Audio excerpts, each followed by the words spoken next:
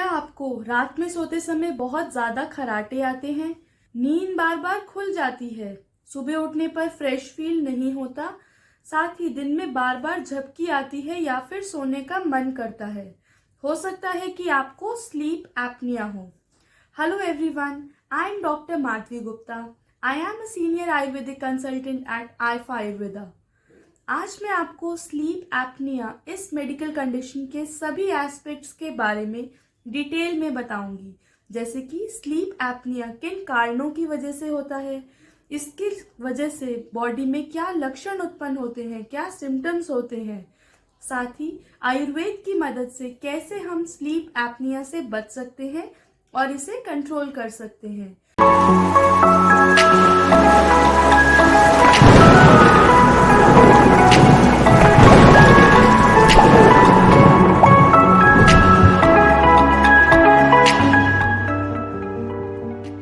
Apnoea apnoea का मतलब होता है ब्रेथलेस होना। स्लीप एपनिया एक ऐसी कंडीशन है जिसमें सोते समय ब्रेथलेस हो जाते हैं। ये प्रॉब्लम ऐसा देखा गया है कि मोटे लोगों में यानी ओबीस लोगों में ज़्यादा देखी जाती है। साथ ही में मेल्स में भी ये प्रॉब्लम फीमेल्स के कंपैरिजन में ज़्यादा ऑब्जर्व की जाती है। अब इसके कारणों को जान लेते हैं, किन कॉजेस की वजह से स्लीप एपनिया होता है। सबसे पहला है ऑब्स्ट्रक्टिव स्लीप एपनिया। इसमें थ्रोट की जो बैक की मसल्स हैं वो बहुत ज़्यादा रिलैक्स हो जाती हैं, जिसकी वजह से हमारी श्वास नली या फिर एयर पैसेज बहुत सिकुड़ जाता है या नैरो हो जाता है और ब्रीदिंग ठीक प्रकार से नहीं हो पाती। सेंट्रल स्लीप एपनिया एक ऐसी कंडीशन है जिसमें ब्रेन ब्रीदिंग के फंक्शन को ठीक प्रकार से रेगुलेट और मेंटेन नहीं कर पाता। अब हम स्लीप एपनिया के क्या लक्षण होते हैं, कैसे आप पहचाने कि आपको स्लीप एपनिया हो सकता है, इस बारे में जान लेते हैं।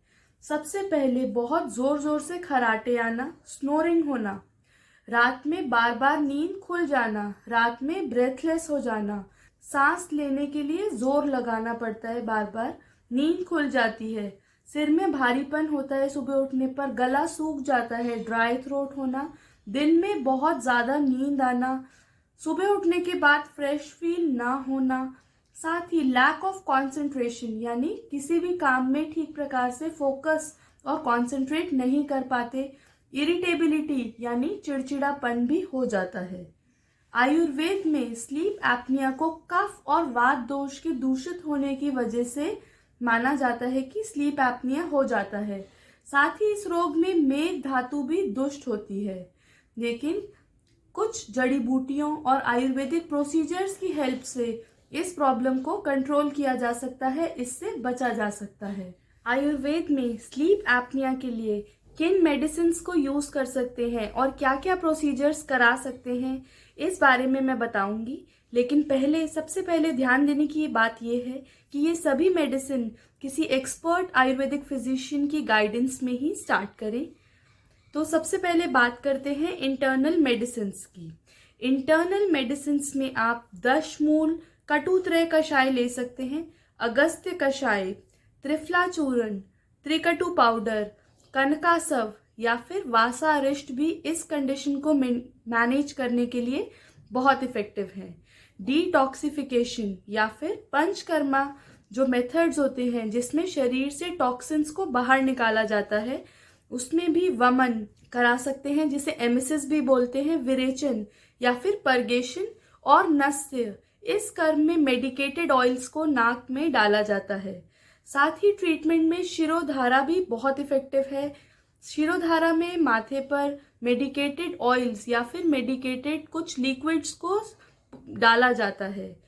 सिंगल हर्ब्स में अश्वगंधा, तुलसी, वासा, शंख पुष्पी, जटामासी और कंठकारी, ये सभी जड़ी बूटियां स्लीप एपनिया को कंट्रोल करने में बहुत इफेक्टिव हैं। किन पथ्य अपथ्य का पालन करें कि स्लीप एपनिया से बच सकते हैं? सबसे पहले आप अपने वेट को कंट्रोल कीजिए। ऐसा खान पान लीजिए जिससे कि वेट ज़्यादा ना बढ़े। फिजिकली एक्टिव रहिए, एक्सरसाइज कीजिए, योगा और मेडिटेशन को अपनी लाइफस्टाइल का पार्ट बनाइए। जो आपको अवॉइड करना है वो है आपको बहुत ज़्यादा टोबैको और अल्कोहल का सेवन बिल्कुल अवॉइड करना है। बहुत ज़्यादा नींद की दवाइयाँ भी इस कंडीशन में नहीं लेनी चाहिए। साथ ही सीधे भी सोना नहीं चाहिए, प्रोसेस्ड और जंक फूड से बचना चाहिए और अपने किसी भी नेचुरल जो नेचर की कॉल्स है जैसे यूरिन है या मोशन है, इन कॉल्स को कभी भी इग्नोर नहीं करना चाहिए। ये अपने मल का या कोई भी वेग को धारण नहीं करना चाहिए, चाहे वो मल हो, मूत्र हो, छींक हो, खांसी हो, इनको कभी भी इंटेंशनली कंट्रोल नहीं करना चाहिए। अगर आप भी स्लीप एपनिया की प्रॉब्लम से परेशान हैं तो स्क्रीन पर दिए गए नंबर्स पर अभी कांटेक्ट कीजिए। आईफा आयुर्वेदा में डॉक्टर साहिल गुप्ता की गाइडेंस में हमने कुछ ऐसे हर्बल कॉम्बिनेशंस को रेडी किया है जिनकी हेल्प से स्लीप एपनिया जैसी प्रॉब्लम से बचा जा सकता है और उसे इफेक्टिवली मैनेज भी किया जा सकता है। धन्यवाद।